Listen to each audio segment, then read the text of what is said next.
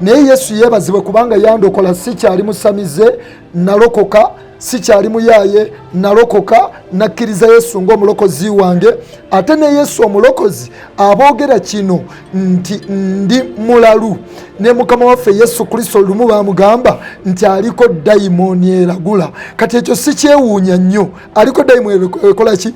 Eragula. Naye tekyajja Yesu ku mulamwa ogw'okuba nti Katonda yamutuma okutulokola, yasigala ng'akola kitaffe ali mu ggulu byakola ki? Byayagala. Nakati ye bwe mugamba nti nno Tom Mugerwa ku Sande ayina gy'akuŋŋaanira, gy'akuŋŋaanira bw'ataba wa Kayanja abeera wa Kiweeweesi. Tom bw'abanga talya bisiyaga era nga musumba wa Katonda, okiwulira, tosobola kuyingira mu toyinga ewunya n'otawunya, kubanga Kayanja gy'akuŋŋaanira, Kayanja musiyazi. Message eno ey'okwanika abasumba Yesu bwe yantuma n'okwogera ekkanisa engeri gye yagwa, oba eggwanga Uganda, the entire nation of Uganda bwe lyava Katonda, n'okutuusa kati ekyagenda mu maaso. Wabula kye njagala okutegeeza abantu nti waliwo gye tuvudde, waliwo we tutuuse, ate waliwo we tugenda. Katonda osobola okusigala ng'oyogera Bayibuli, naye kyakola asobola okuggyako Omwoyo Omutukuvu. Kyekiriwo nti kati abantu bamutegerera wali we yakola ki? We yatandikira. Kati bwenvaayo neŋŋamba nti Tom yava Katonda, kitegeeza aba yamuliko. Yesu Kristo Mukama waffe yeebazibwe, yaba yamuliko, kubanga nange kamwe koogera nasabirako ewa Tom.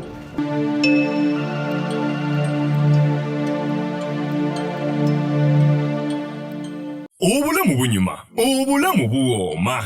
Ekyo tekiriiko awakanya, wabula obulamu bunyuma bulamu. Ago ge mazima. Wuliriza, nkuleetedde ekyokuddamu ku ndwadde ez'enjawulo ezituteganya mu bulamu, gwe wamma ne tulema okweyagala. JS Medical Hubs bano bakugu mu kujjanjaba ebizimba mu lubuto, tujjanjaba hania n'abulira ddala otawanyizibwa ndwadde za lususu, ebimmonde ku matu, enkovu ezizimbye oba nsundo, byonna tubibuzaawo. Ate nno tetukoma okwo, era tujjanjaba ulcers, sukaali, pressure n'endwadde endala nnyingi. Abatawanyizibwa mu nsonga z'omukisenge nammwe tetubalekeredde. Tulina JS Body Cleanser nga bw'olinywa lino likamula obucaafu bwonna mu mubiri. Olwo JS Immune Booster ne lizimba obutaffaali mu mubiri. Linyweko weetangira okulwalalwala. Ku JS Medical Hubs eddagala tukozesa lya butonde, teririna bulabe yadde. Basebo ne bannyabo mbalamusizaako mu linnya lya Mukama waffe Yesu. Yenze Musawo John Sewanyana wano ku JS Medical Hubs. Njagala okujjukiza ekintu kimu nti obulamu buli mu ngalo zo. Byolya ku sowaani yo oba byonywa mu kikopo kyo bye bigenda okusalawo onaabeera mulamu oba onaabeera wandwadde.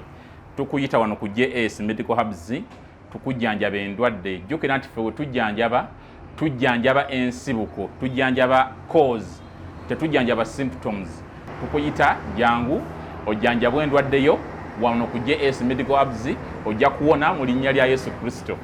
Amina. Tusangibwa Nansana okumpi ne Nansana Business Center, oba tufune ku ssimu zino wammanga noti 7 noti 6 367 362 oba noti 772 999 noti 29. JS Medical Hubs for health and skin solutions.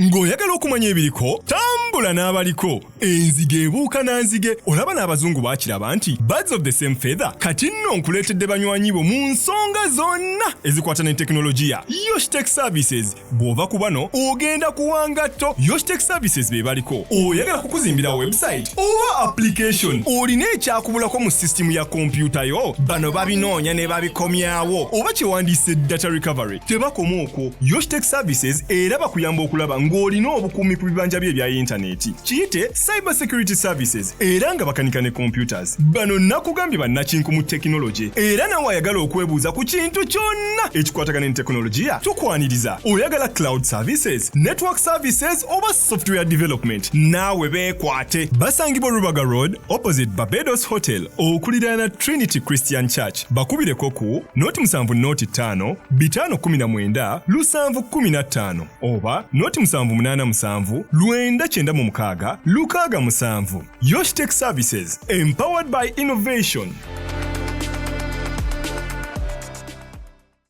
Tubaniriza mwenna abeekuumira ku mukutu guno ogwa Unique Media ne tubeebaza tulina kye tuyinza bba okuggyako bagamba nti Mukama abatuweere omukisa ogutaliiko Buyinike. Samikege mannya gange, Roland Selima yali ku kamera kulaba nga ate buli kimu kitambula nga kirina okuba nga kitambula. Kale bajjukiza JS nga olemu Mulango gendayo ajja kuba kujjanjaba ebirwadde ebyo byakoonyeko mu kalango oba n'okumwebuuzaako ku nsonga ezikwatagana n'ebyobulamu. Bw'ogendayo omusajja mulungi ajja kubeera nga ate akujjanjaba, tusibe Katonda abeere nga akuwonya. Then Yoshtek ye musanga ku Lubaga Road, ebintu byonna ebikwasagana ne kompyuta, simate website, simate app, simanya data yabula when connecting internet yange tegira byonna munoonyeko, ajja kubeera nga ate akuyamba. Bakubireho kweza ennamba zo obulango bwabwe ojja kubeera nga ate oyambibwa. Mwenna gye musinzira okuba nga mulaba babuuzaako, mbuuza ku Farida Nalumansi kyogamba oti eyo, mbuuza ku Olivia, mbuuza ku mukyala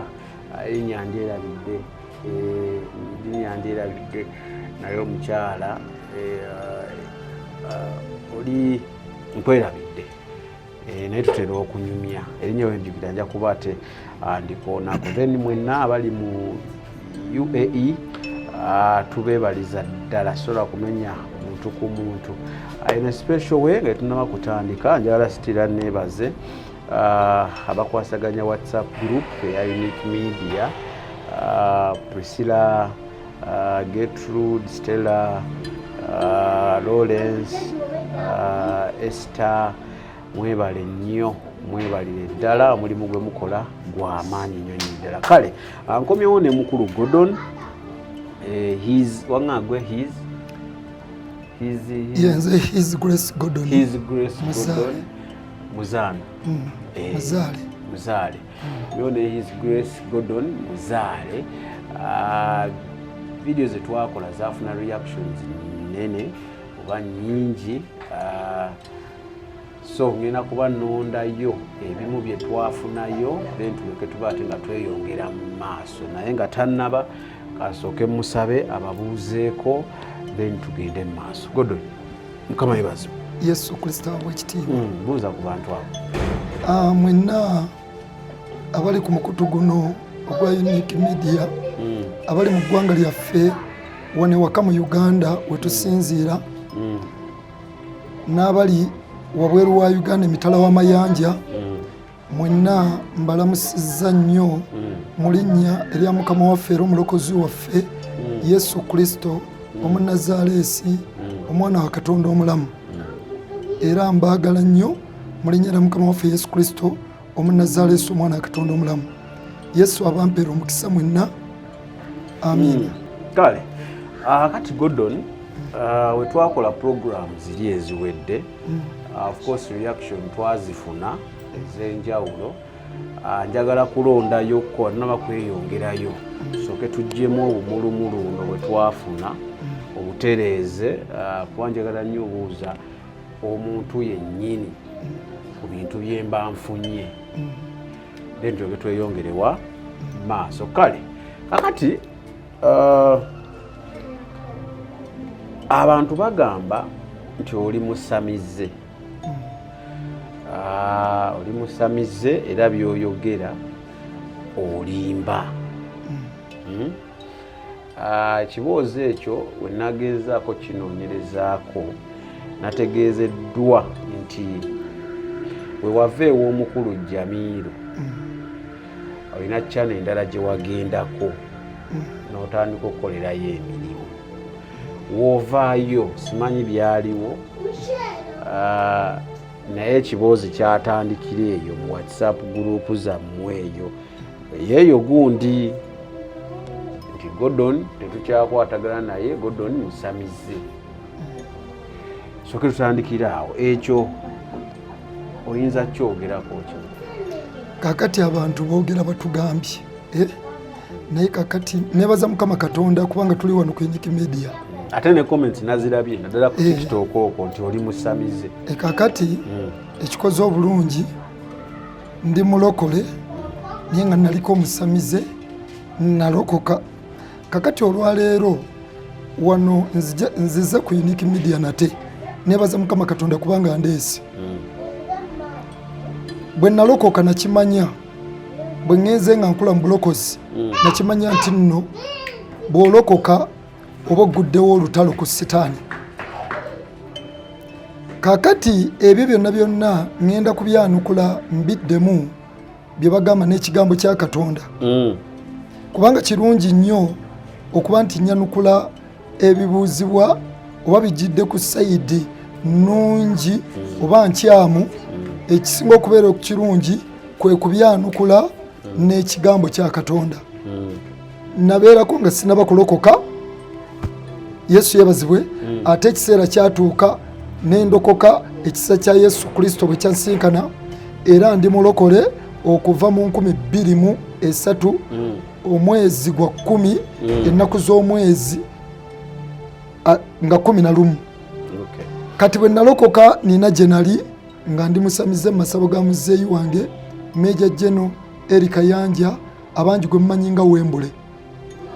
Eyo sigenda kulwayo nnyo kubanga mu kusooka mwawulira nga neyanjula, naye njagala kutuuka wano njagadde abalala nabo abatampulira okusooka basobole okuba nti nno bawuliriza bulungi n'okumanya bano ababuuza byono bye babuuza ne bye boogera bye bituufu. Omanye amazima tebagabikka era amazima go gasigala ge maki ge mazima.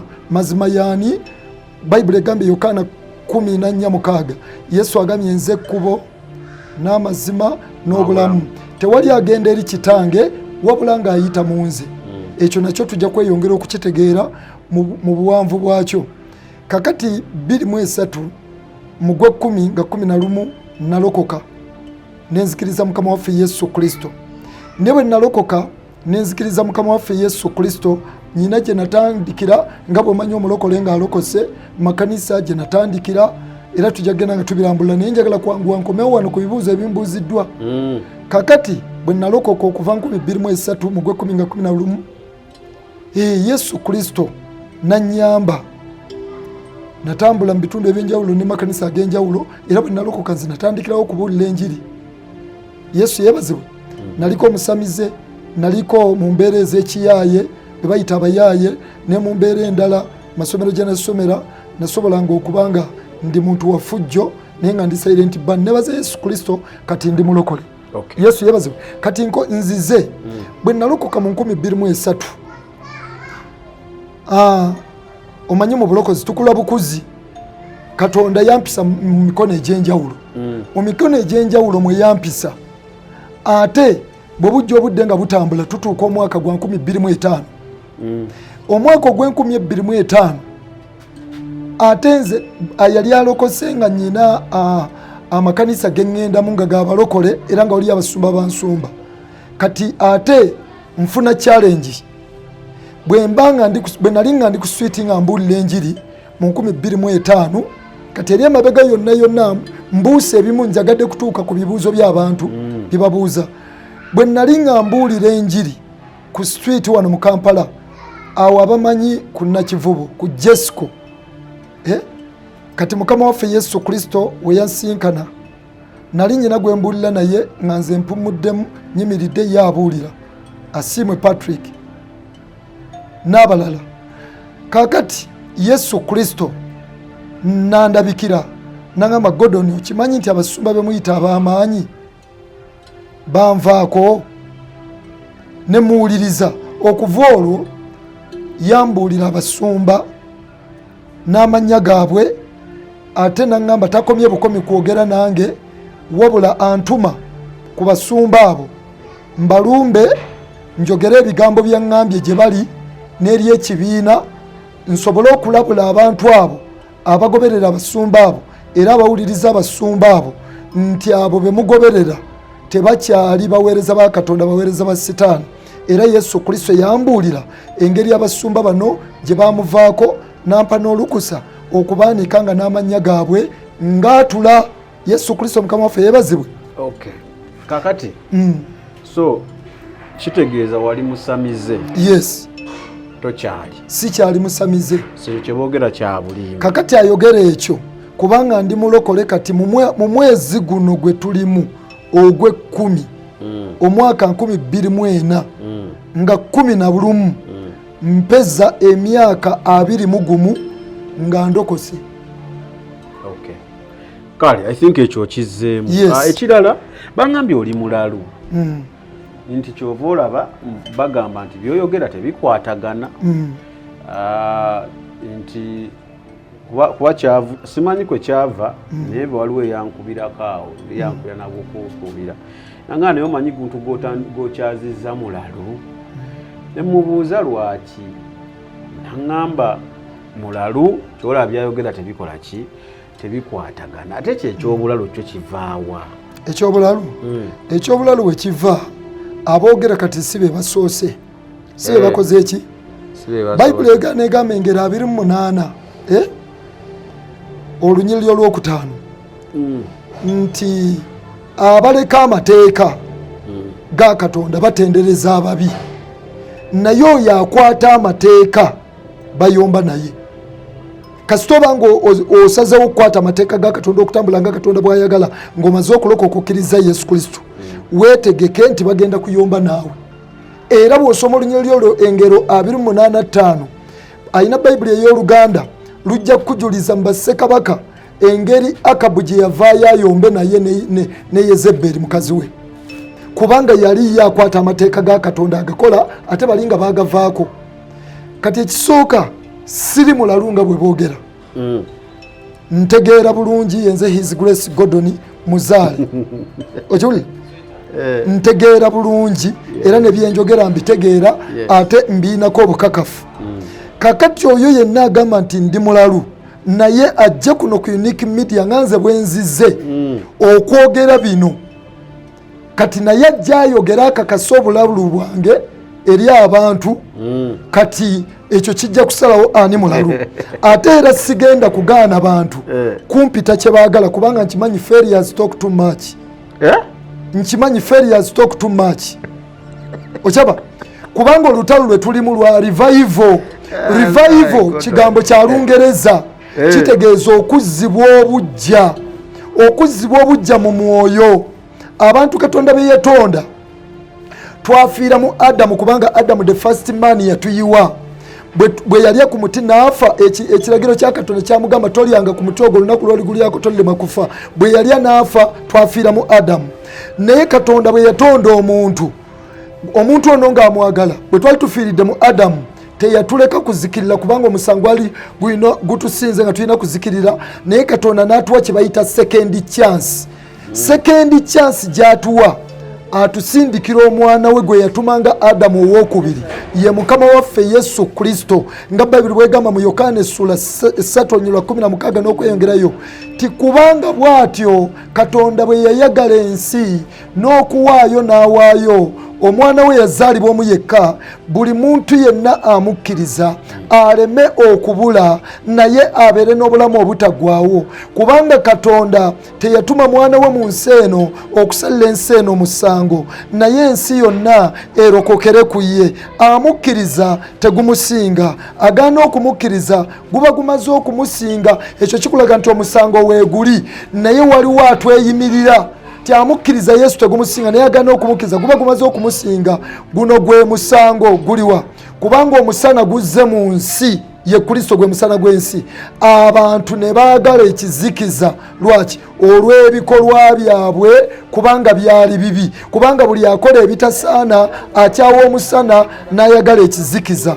Yesu yebazibwe kati Yesu yatwakira nange nga bwe nali omusamize mu masabo ga muzeeyi wange Meja General Eric Kayanja eri ewaffe Kooki Kifamba Kooki Rakai District amasaba ago amalala gali Kasaasa mu nsozi owali olusozi lwe bayita Kabaalekeera naye nga olusozi bantu abo abasamize be balutuma Kabaalekeera kubanga omusambo ogutulawo ye Kabaalekeera naye n'amasaba agalala gali ow'omugenzi jjajja Erasto Kagolo omugenzi naye ag'ekika ekyengeye kati nga bwe nabagamba nti mu kika ekyenge mwe muva ba overall commander b'emisambo gya Buganda era abenge twali bakabona ba sitaani naye Yesu yeebazibwe kubanga yandokola sikyali musamize nalokoka sikyali muyaye nalokoka nakkiriza Yesu ng'omulokozi wange.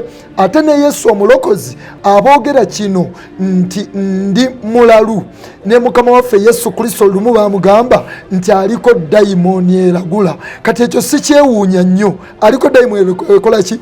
Eragula. Naye tekyajja Yesu ku mulamwa ogw'okuba nti Katonda yamutuma okutulokola, yasigala ng'akola kitaffe ali mu ggulu byakola ki? Byayagala. Nange mwebale nnyo abampisa omulalu, naye nnyina okusigala nga nkola Yesu Kristo kye yantuma okukola. Yesu abawe omukisa. Kale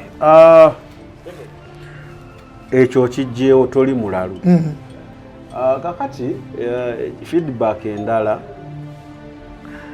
aliwo yaŋŋamba mbuuliza ku Sami, mbuuliza ku mukulu Gordon, ebintu byayogerako bya 2005 tugenda mu 2025 kitegeeza omwaka ogujja tukola emyaka ameka? 2 okuva 2005 ndowooza ejja kubeera gikunukkiriza okuwera, gibadde giwera 2005 omwaka ogujja tubale tuweza myaka 2. Yes, omwaka ogujja ndowooza omwaka ogujja nga 5. Tugenda mu 2025. Yes, so emyaka omwaka ogujja nga 5 ogw'e12 nga 5 ogw'e12 omwaka 2005 giba gijja kuba giweza giwera emyaka 20. Yes. Kakati naŋŋamba message eno gy'owa kisooka bintu bibiri. Impact ki gyekoze? Ekirala waliwo yaŋŋambye nkugambe nti how sure are you Mukama yagamba okuwa message bayinza balina engeri gye bakuyisaamu nga woogamba. Abantu bano kisoboka okuba nga beenenya, kisoboka okuba nga beenenya, otegedde nga beenenyeza Katonda waabwe from 2005 paka kati. Message gy'owa nti weebanga ntuufu ng'eva wa Katonda, abasajja bano kisoboka okuba nga beenenya, naye gwe oli continuous owa message yemu ekyo oyinza kyogerako. Oyo nayabuuziza ekibuuzo ekyo ayinza okuba nga akunukkiriza n'okwagala okweyongera okumanya amazima. Okiwulira? Olw'ensonga embuuza ye eri mu ggumba era nnyina okuddamu abantu ekibuuzo kino bulungi. Okiraba? Bayibuli etusomesa mu Isaaya. Isaaya nabbi Katonda amutuma eri Keezeekiya okumugamba nti Keezeekiya kabaka ateeketeeke ennyumba ye agenda kufa. Yesu Kristo Mukama waffe yeebazibwe. Naye Isaaya nabbi bwe yatumibwa Mukama Katonda nti ateeketeeke ennyumba ye agenda kufa, Keezeekiya yakyukira ekisenge ne yeenenyeza Mukama Katonda. Okukyukira ekisenge yeenenya ebyali bimusobyeko ate n'asaba Mukama amwongereyo obudde. Naye Keezeekiya bye yali yeenenya bye yali ajjukiza Katonda abamu bakomawo tebabimanyi. Keezeekiya yali mutabani wa kabaka Akazi. Kabaka Akazi bwe yali ng'alidde obwakabaka ate yasamira n'asinza bakatonda abalala n'ava Katonda wa Isirayiri. Naye ebiseera ebyo Isaaya nga ye nnabbi, ate Keezeekiya omwana ono Akazi omwana gwe yazaala gwe bayita Keezeekiya, oyo yali wansi wa nnabbi ono Isaaya, era yakula ne Isaaya nga Isaaya amusomesa era ng'amubuulirira okutya Katonda. Okiwulira? Naye kakati Akazi bwe yafa Keezeekiya n'ali obwakabaka, ate Keezeekiya yajjawo bakatonda kitaawe be yateekawo ebyobulogo n'obusamize n'abijjawo mu Yerusaalemi. Yesu yeebazibwe. Kakati omwana ye yakolera Katonda omulimu omulungi ate n'akomyawo bakabona ba Katonda, kabaka be yali aggyeewo kitaawe. Kati n'olwaleero Isaaya bw'afuna obunnabbi obwo, genda ogambe Keezeekiya ateeketeeke ennyumba ye agenda kufa. ate Keezeekiya bw'akyukira ekisenge Isaaya yali amaze okgenda ate yakomawo n'amugamba nti Katonda akwongedde emyaka kubanga yeenenya kati nze kennyini Gordon nze natumibwa ewa Tom Mugerwa mwanike nti agende Magombe nyanike Kayanja nti ali ebisiyaga nyanike Kiwewesi nti ali ebisiyaga nyanike Kiganda nti we Magombe aweereza sitaani n'abalala nga bwe tuzze twawulira n'abasumba abo abangi kakati era singa babadde beenenya nange era Isaaya owaleero Katonda badde agenda kuŋŋamba ngende ŋŋambe Kayanja nti Katonda akuzizza obujja kubanga weenenyezza olabye entambula y'ekigambo kya Katonda naye ekyo Katonda takiŋŋambanga nti ddayo bagambe beenenyezza kati Katonda gwawadde message okiwulira Katonda gwawadde message nga bwe yagiwa Isaaya nti genda ogambe Keezeekiya ateeketeeke ennyumba ye agenda kufa era mu Isaaya y'omu nnabbi ayali atutte message ey'okufa ate Katonda bwe yalaba Keezeekiya nga amukyukidde ate yakomyawo message nti genda omugambe mwongedde emyaka kati nange ndi mwetegefu Katonda bw'anaŋŋamba nti Kayanja yeenenyezza era nkomewo nti bannaaye Kayanja yeenenyezza ng'oyagala okumanya ebiriko tambula n'abaliko enzige ebuuka na nzige olaba n'abazungu baakiraba nti birds of the same feather kati nno nkuleetedde banywanyi bo mu nsonga zonna ezikwata ne tekinologiya Yoshitech Services bw'ova ku bano ogenda kuwanga tto Yoshitech Services be baliko oyagala kukuzimbira website oba application olina ekyakubulako mu sisitimu ya kompyuta yo bano babinoonya ne babikomyawo oba kyewandiise data recovery tebakoma okwo Yoshitech Services era bakuyamba okulaba ng'olina obukuumi ku bibanja bye ebya intaneti kiyite cyber security services era nga bakanika ne computers bano nakugambye bannakinku mu tekinologi era nawe ayagala okwebuuza ku kintu kyonna ekikwatagana ne tekinologiya tukwaniriza oyagala cloud services network services oba software development naawe beekwate basangibwa Rubaga Road opposite Barbados Hotel okuliraana Trinity Christian Church bakubireko ku noti 7 noti 5 519 715 oba noti 787 996 667 Yoshitech Services empowered by innovation.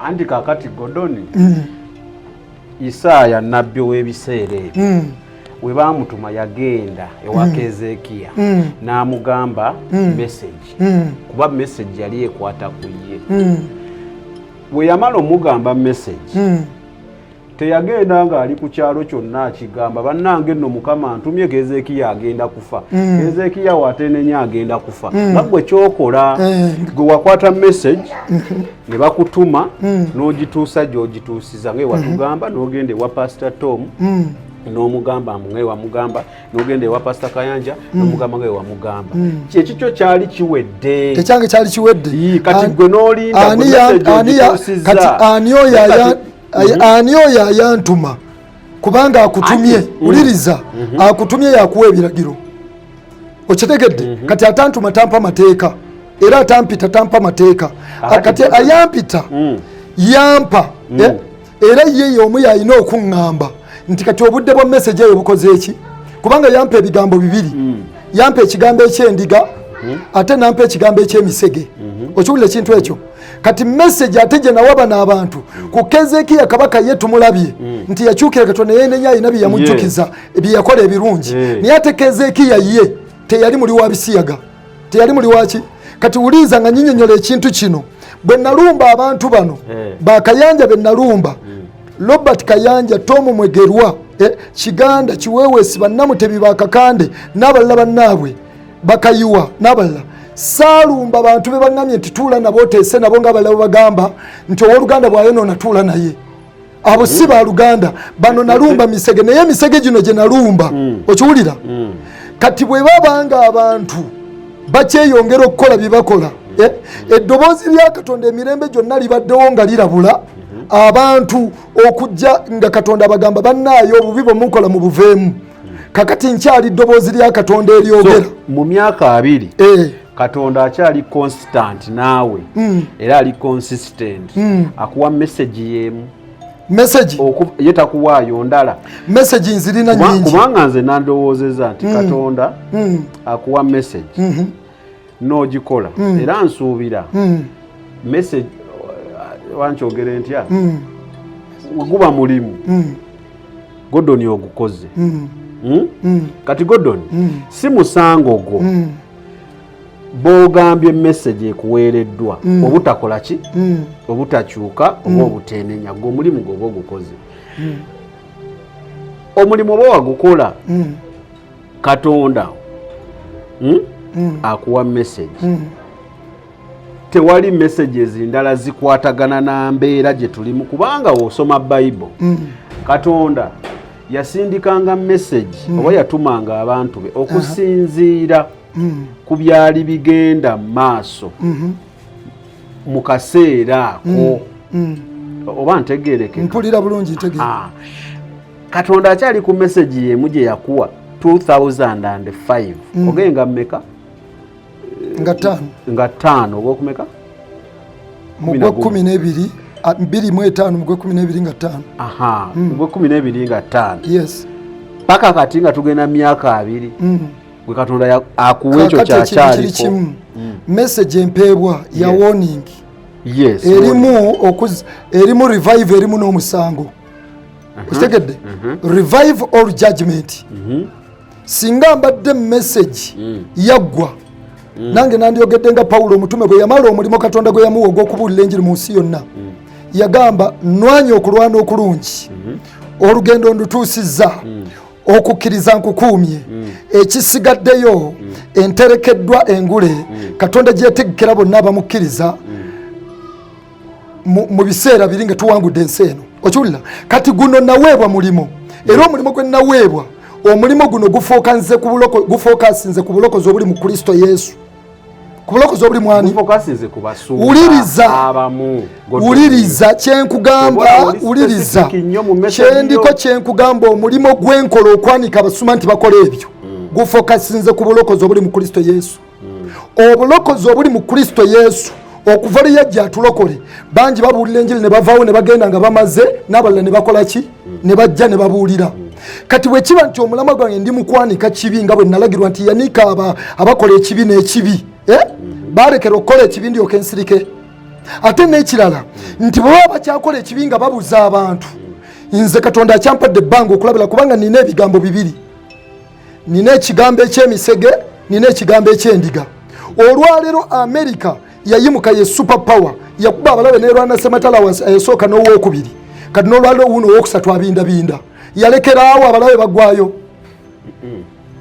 anti kakati era America wadde ina abalabe si buli mulabe nti egenda mu lutalo naye walobeereka oyo tatumalira budde ne bamwesonyiwa kakati wuliriza walobeereka yo kati ekyo nkirese kyakulabirako kakati Katonda talina bye yeesonyiye n'agamba nti kati abo mbeesonyiye ayantuma bw'aŋŋamba nti kati toddamu kwogera kayanja nsobola okukikola nze kyenjagala siri mu kuvunaana Gordon yes nze njagala kuŋŋamba kimu nti message gye baakuwa mu 2005 Katonda yagikuwa akyali consistent nti gyayagala owe kakati okumanya message gye yampa message katuwuliriza Katonda takyuka sooka oleke kati ndeka nyinyonnyole Katonda bwe yali bw'ali era bw'aliba okiwulidde era Katonda kye kigambo kye era kigambo ye Kristo kigambo yani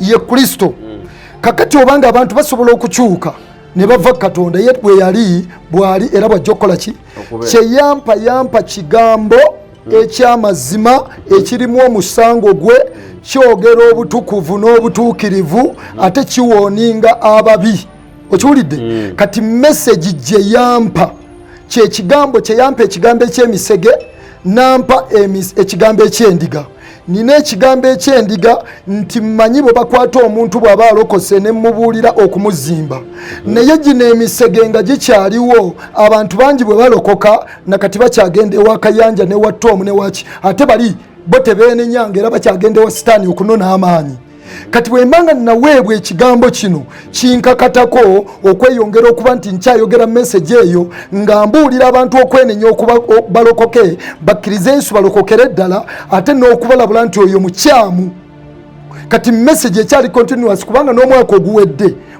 guli ogwaggwa 2023 nebaza Katonda nti bye nayogera 2025 kuliko sister gubayita Liberty ate Katonda amuwa message era gyaleeta nga ye Katonda atamulaze ku basumba basatu omuli Robert Kayanja, Tom Mugerwa gwe Nalumba, Robert Kayanja gwe Nalumba ate wamu ne Bugembe 23 Katonda agimuwa bwagimuwa message eyo mu mwaka ogwaggwa oba guno gwe tulimu sawa sijjukira bulungi oba ya mwaka guno blog ona yafa Ismail Chuli yafa mwaka ki guno gwe tulimu oba guli ogwaggwa kati bwe guba oguwedde kubanga sistono bwafuna okwolesebwa mu bubaka bw'empulirizo akatambyako ate mulinze nebaza Katonda kubanga namwebaza ntya kubanga Mukama bye wantuma okwogera ku Tom okwogera Kayanja ku Bugembe ono omulaze basatu kubanga ekigera Katonda yakozesa buli muntu nga bwayagala kati ate bwe guba nga omwaka oguwedde 23 Katonda yayogerera mu mulala alabule Yesu yabazibwe kati abanenya ekyo kyakulabirako kakati 23 message yajenenya Kayanja Tom Mugerwa emutundwe ne Wilson Bugembe kyokka atenza okuva 2005 aba abantu nkimanyi nti Kayanja yava Katonda asiyaga era namulumba ne mugamba wava Katonda oli ebisiyaga ennaku z'omwezi nga 16 mu gwe 12 2005 katate Tom Mugerwa namulumba ennaku z'omwezi nga 2005 mu gwe 12 Katonda bagendo bagambe Tom yanvaako agenda mu nnyanja akemagome muweereza wa sitaani ate si ekyo kyokka era n'ebisiyaga Tom Mugerwa abirya era kyova ku lunaku olw'Essande abawa Tom tebasaba ekyo sitaani yakimuwa ng'endagaano era sookoleke bwebamala okuva ku Sande tebasaba Gordon kati otandise okuteekamu amagezi go magezi ki otandika okugattirira galiwa Gordon omusajja oyo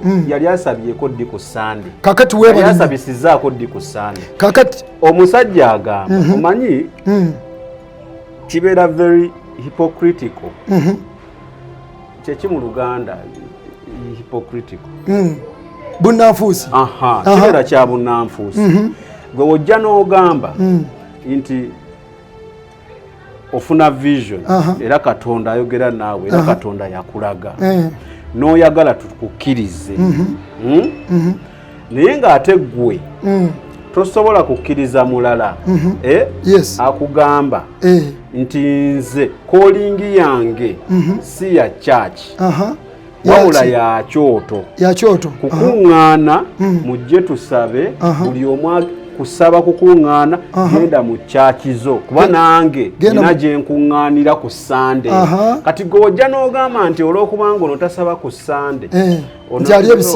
ali ebisiyaga n'ogamba mbono tagira waati sitaani yamugamba akolewa ate nga ggwe ebyo oyagala tubitwale nti bya Katonda byo biva wa Katonda kiba kya bunnanfuusi katuwuliriza amazima mugakkiriza kubanga sengazo oŋŋamba kigattire wamu ne kino ngenda kuwa obudde senga oŋŋamba nti omukulu gwoyogerako omusumba Tom nti yali akola waati naye we ng'abaalawo oli mu boogerako nti yali akola waati naye kati yakyuka kati akola waati naye omusajja mu message ye njagala oŋŋamba ekyali kikyuseemu mu message ya Tom kuva we yatandika eya Tom ogenza okulanga tekyuka kakati wuliriza kankyogere Tom ku ssaawa zino yatandikira ku mulamwa nga aweereza Katonda takyaweereza Katonda yakyuka atya yava Katonda omulamu webale nnyo aweereza sitaani yakemagombe anti ndeka nyinyonnyole kyensinga okwagala ndeka nyinyonnyole kati nyinyonnyola nti yakyuka waati yali kakati wuliriza kyenjogedde nkyogedde Yesu Kristo yandabikira bwandabikira nambikkulira Tom n'abasumba bano benjogerako okiwulidde kati bwandabikira era nalumba Tom ne mugambo Kemagombe bw'abanga teyakyuka nga musumba mpa ekyawandiikibwa kikkiriza omusumba okuba omuntu w'emiggo okumutta sokoleke togenda ku kirala anti wuliriza Tom si musumba wa Katonda Tom si musumba wuliriza Tom si musumba wa Katonda ebyawandika bitukuvu bigamba bali bakubira mu makuŋŋaaniro gaabwe ekkuŋŋaaniro lyali musinga kati libadde lya Yesu teyandi nkubiddeyo Tom yali ayagala kutta nze era kati omuyinako gulagi yali ayagala kutta kakati wuliriza gulaji okunzita kwe kuva kwe kuba nti njogedde amazima nti yava kwani twagala Samike era bino byatuukako ewa Jamiru wuliriza njagala mpeebwa okuwuliriza kubanga bw'ombuuziza nsirise n'omalayo kati bw'oba osirise kigenda kundeetera okunnyonnyola okiwulira naye bwe mba ntandise okunnyonnyola n'oyingirawo this is confusion kakati weebale nnyo ekyo tukitegedde kakati njagala kutegeeza Tom Mugerwa okiwulira nga Yesu bwe yamuntumako n'olwaleero byakola nti aweereza Sitaani era akyamuweereza okiwulira singa abadde takyamuweereza message emulabula omwaka oguwedde gyewamuwa okiwulira eyoli kati yoli teyeenenyanga nakubivaamu nakati akyakola ki olwaleero nakati ye bwe mugamba nti nno Tom Mugerwa ku Sunday ayina gyakuŋŋaanira bw'ataba wakayanja abeera wakiweeweesi Tom bw'abanga talya bisiyaga era nga musumba wa Katonda okiwulira tosobola kuyingira mu toyinga ewunya n'otawunya kubanga kayanja gyakuŋŋaanira kayanja musiyazi okiwulira ekintu ekyo kati bayibuli eyogera n'egamba Baluumi 3:2 tebabikola bukozi naye basiima ababikola ate kyenjogera kyenyinako obukakafu sazze wano nti nazze abantu owasami bampulire kyenjagala wabula nze ndi mu kigambo kya Katonda ekiŋŋamba mu Ezeekeri 2 omwana w'omuntu genda obuulire ennyumba ya Isirayiri be balokole obanga banaawulira obanga banaalekayo babuulire kati sivunaanyizibwa ku ntegeera ya muntu agaana kuwulira ate sivunaanyizibwa ku ntegeera y'ono wabula nvunaanyizibwa ku ono ayagala okuwulira sivunaanyizibwa ku oyo atayagala kuwulira wabula oli ayagala okuwulira nvunaanyizibwa olw'ensonga bayibuli etugamba mu Yuda mukwakkula abamu mubajje mu Geyeena bw'abanga yeetegese ye ayagala kweyongera kuwulira ate nsobola okweyongerayo okumubuulira n'addamu n'ayatula n'obulokozi kuba n'ategeezebwa engeri gye kimugwana okutambula ng'omulokole bw'akola ki kubanga bano be tuli mu kwanika Samike bo tebabuulira bantu kutambula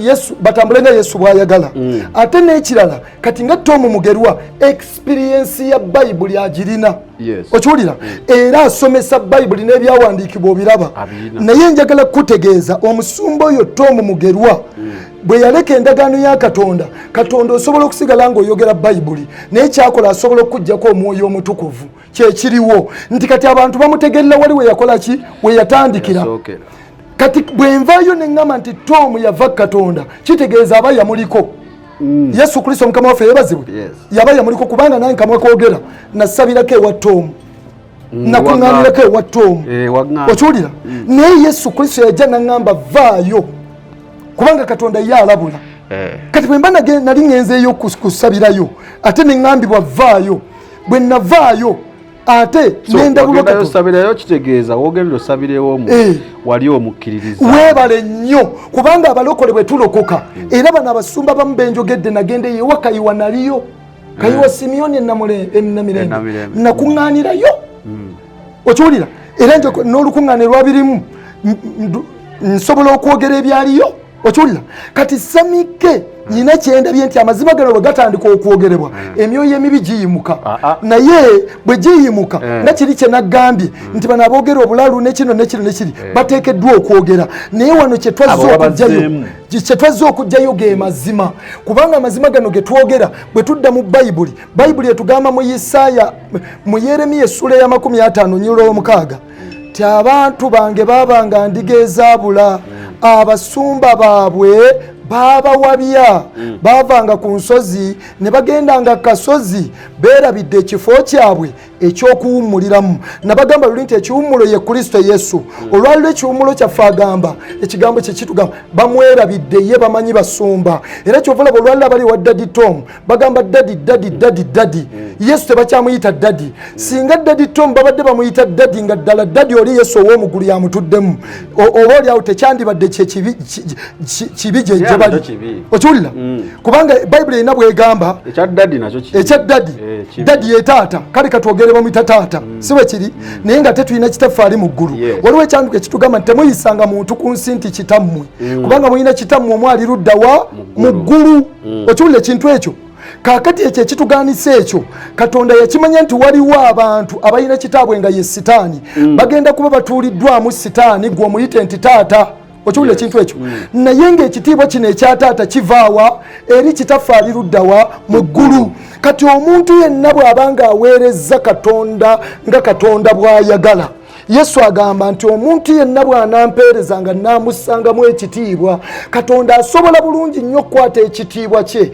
n'akiwa omuweereza oyo amuweereza kubanga yagamba nti omuntu bw'anampeerezanga naamussangamu ekitiibwa wabula Katonda kyetugambe temuyitanga muntu ku nsi nti kitammwe muyina kitammwe omwali mu ggulu watukutwala okwegendereza nti kati nga nze nazaalibwa mu mubiri waliyo taata nzaala ye Painento omuzaale mukulu wa Meja General Eric Kayanja ye taata ow'omubiri okiwulira ekintu ekyo kati ate kitaawe emyoyo Bayibuli emwogerako Bebulaniya 12 naye tulina kitaffe nti twalina bakitaffe Bebulaniya 12 twalina bakitaffe ab'omubiri gwaffe abaatukangavuliranga ebbanga sidde n'olwekwegasa bo ne tubagondera tetuliisinga nnyo okuteekamu kitaawe emyoyo ye Katonda kitaffe ali mu ggulu kubanga oyo atukangavula olw'okutugasa kakati bw'aba tukangavula olw'okutugasa ng'omwana bw'ayonoonya osobola omugunjula adde mu kkuba ettuufu ly'omwagalamu kati Katonda kyava atunenya tudde mu kkuba ettuufu era enjiri eno ng'ebuulirwa okunenya kubanga abasumba bali abaava Katonda bwe baava Katonda ayina abantu be yeetuma gye bali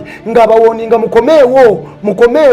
mukomeewo gutali mulundi gumu okiwulira naye abantu bano bakakanyala bukakanyazi ate ne basigala nga baagala okusumba ekibiina so bwe basumba ekibiina kituuse nekuleva abantu abatali balokole okubanga bagamba sisobola kulokoka abasumba bakola bwe bati naye abantu abatali balokole bino bye boogera abamu babirabye ate n'abamu olwaluma amafiina bw'omubuulira enjiri ng'ovudde wa Kayanja akusekerera kubanga Kayanja amusawula mama fiina asawula Kayanja mama fiina bato omugero bakayanja bakakande mu nkiiko ez'obusamize batuula era kyovola bebbanga eddene balimaze nga bagamba abalokole bakola bwe bati naye nga beboogera bituufu abakwata abakazi babakutte abakozi ebyo bakozi ababbi abantu babakutte enjiri ya Kristo kati yakyuka pozi ng'ogjeeko nga tewali eri kitoole wa Tomu ebigambo abireeta era bisengekerevu birungi ne problemu biriko omwoyo gwa sitaani omwoyo gwa sitaani bwe guba gutudde mu muntu omuntu bwakusomera Bayibuli ng'alina omwoyo omutukuvu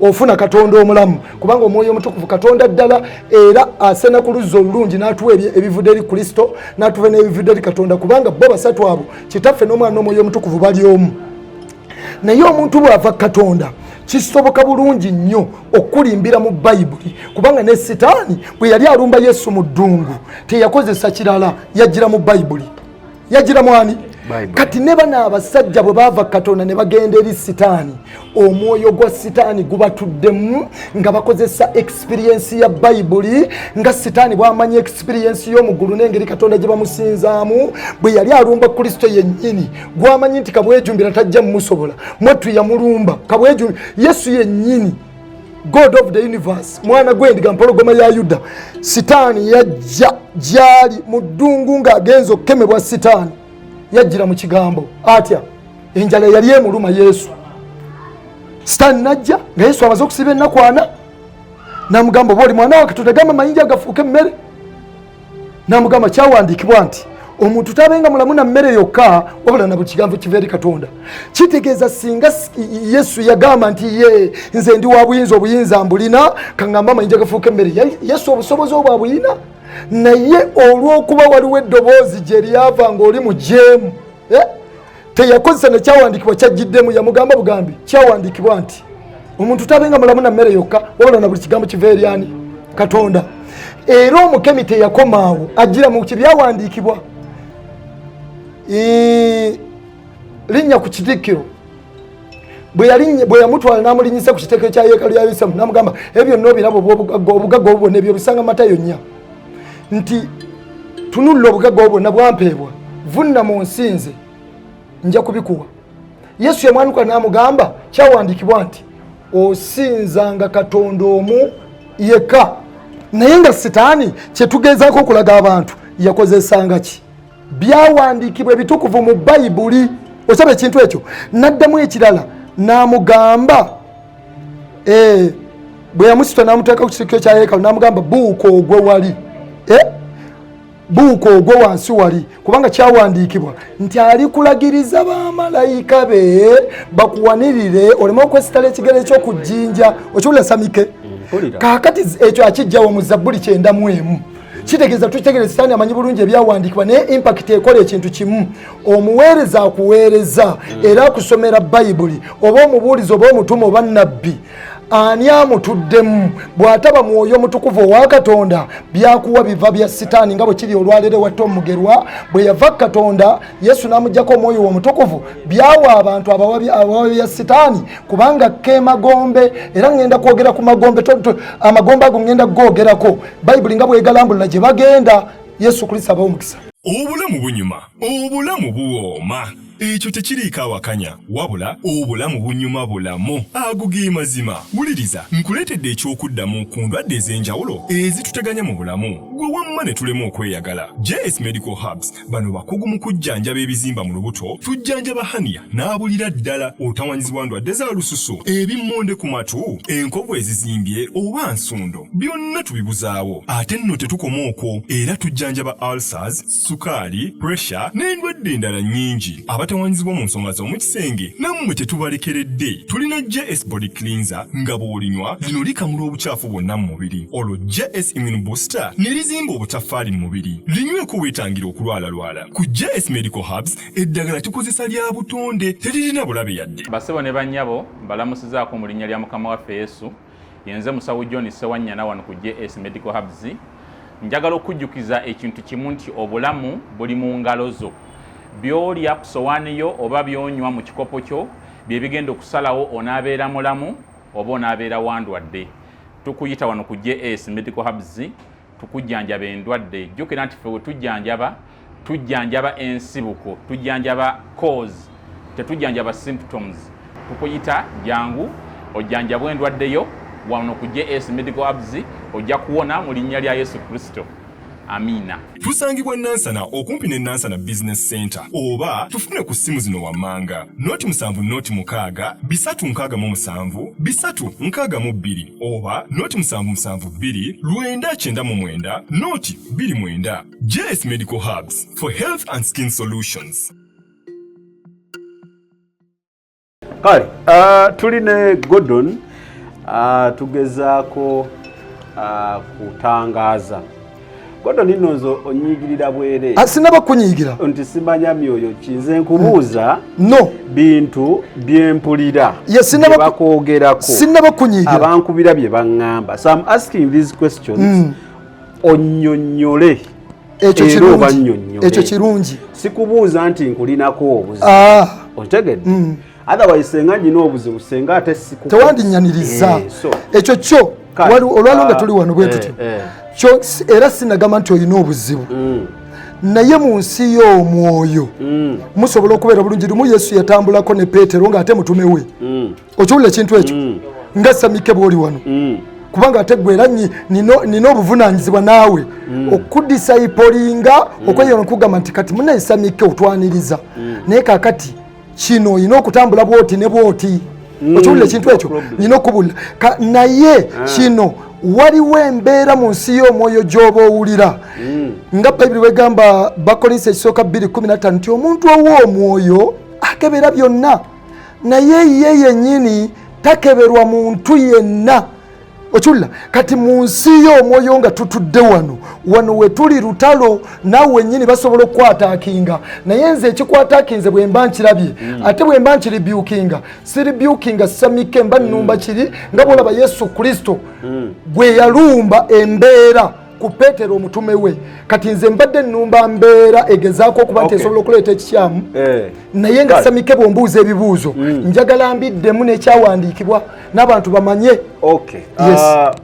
Tukyali ne Gordon tugezaako kutangaaza ku bintu ebimu maybe questions emuyineeyo kubanga otatangaaza bintu bimu n'osigala ng'okyawaayo message oyongera message oyongerako waliwo abayinza okufunako kye twandiyise bias oba ne balowooza oyo byayogera bifu byayogera alimba naye wofuna chance n'obaddamu ategeera ne mutambulirako kale kaakati Gordon ebirala ebiri ekibuuzo ekiri kino anyway kyange kino si kya muntu yenna ebweru ndi mu kwebuuza tolowooza nti oba execution plan yaffe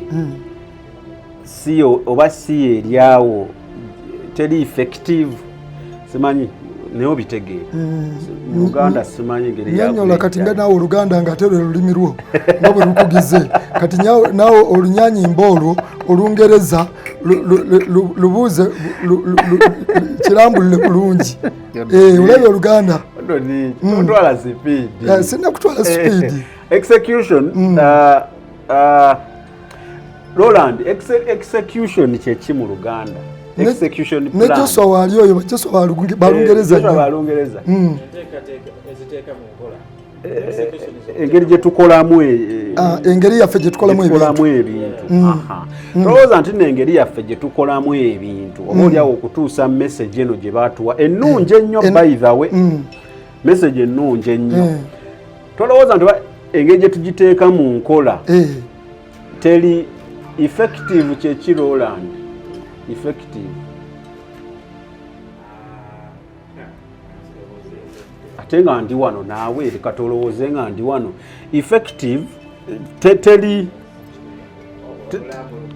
kwagamba waliwo kati effective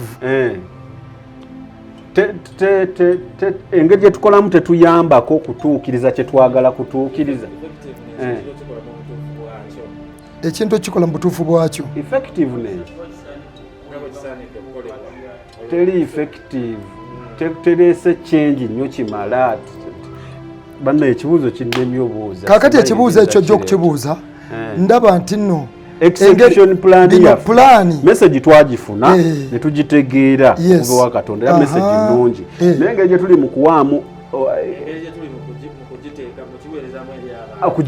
okugiweereza eri abantu naawe beeyina okugendako sinunga mu bulungi lwaki nkubuuza tiwekiba ntugyogeredde emyaka 2+ naye ng'ate gye tugoba abantu basiiba bakyajjula teriyo kigira n'oli oba ono yakyuse nga woogambye oba ono yakyuse oba ono yawuliriza message neyeenenya ndaba nga pulaani yaffe eri wiiki yeetaaga okyusa pulaani eyo kati gwaweereza pulaani eyo gye tuliko wano si pulaani ya mwana wa muntu wabula pulaani ya Katonda kati pulaani eno bwajja Katonda akozesa abantu nga bw'olaba akozesezza n'oyaniriza amazima gano googerwe kati nze yagaweebwa era n'ebiragiro mbiyina kwentambulira wabula kati oyo omuntu antegekedde amatu kino kyekiseera nga bwe twagamba nti twatandika n'omusingi kati omusingi buba gusima obulungi ate bazimbako Yesu yebazibwe kati nga tuli mu kujjawo omusingi omukyamu message eno eyanika abasumba njagala abantu bategeere bulungi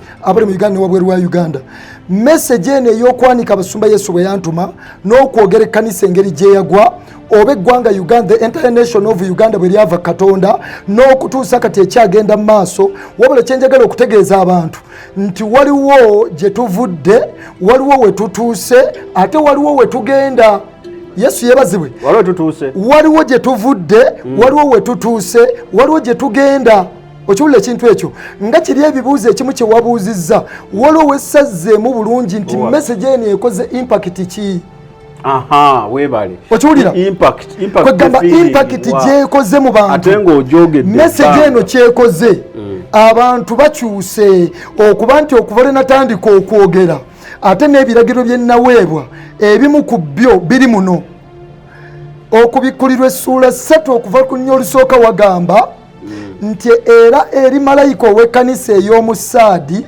wandiika nti bw'atyo bw'ayogera oyo ayina emyoyo 7 egya Katonda nti mmanyi ebikolwa byo ng'olina erinnya ery'okuba omulamu era oli mufu bw'olaba bayibuli ng'ekugamba malayika ow'omu kkanisa ey'omu Saadi kati eri yali ya mu kkanisa ya mu Saadi kati twandika malayika ow'ekkanisa ey'omu Uganda ne mu nsi yonna kati kubanga message ya kkanisa ya Kristo wano mu Buganda mu Uganda ne mu nsi yonna kati malayika kitegeeza obubaka bujja eri direct eri buli musumba ayimiridde ng'asumba abantu nti wandiika nti bw'atyo bw'ayogera oyo ayina emyoyo omusanvu gya Katonda.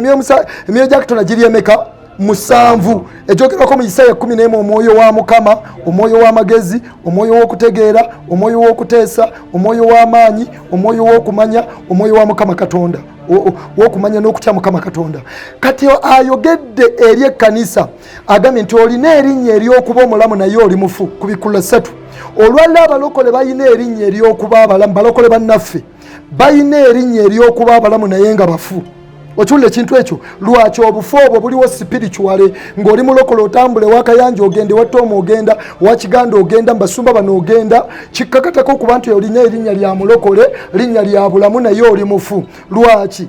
Kubanga gy'otambulira era gy'ogenda abasumba abo baava Katonda. Togondedde kigambo kino ekikugamba mu Zabbuli 1 nti alina omukisa omuntu atatambulira mu kuteesa kw'ababi, newankubadde okuyimirira mu kkubo ly'abo abalina ebibi, newankubadde okutuula ku ntebe y'abo abanyooma.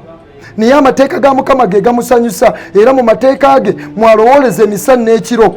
Kaakati bano abantu bwe bava Katonda banyooma Katonda. Ebyo by'owulidde oba ebyogeddwa mu episode eno si birowoozo bya Unique Media nga channel awamu n'abagikulira, wabula birowoozo by'abantu ssekinnoomu mu kiti kyabwe.